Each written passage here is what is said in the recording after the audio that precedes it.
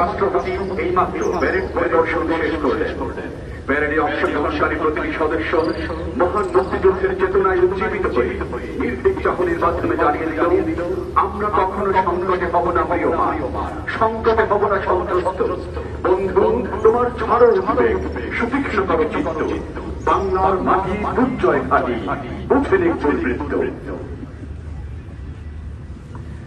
স্বাধীনতা তুমি রবি রাষ্ট্রপতি এইমাত্র প্যারেড পরিদর্শন শেষ করলেন।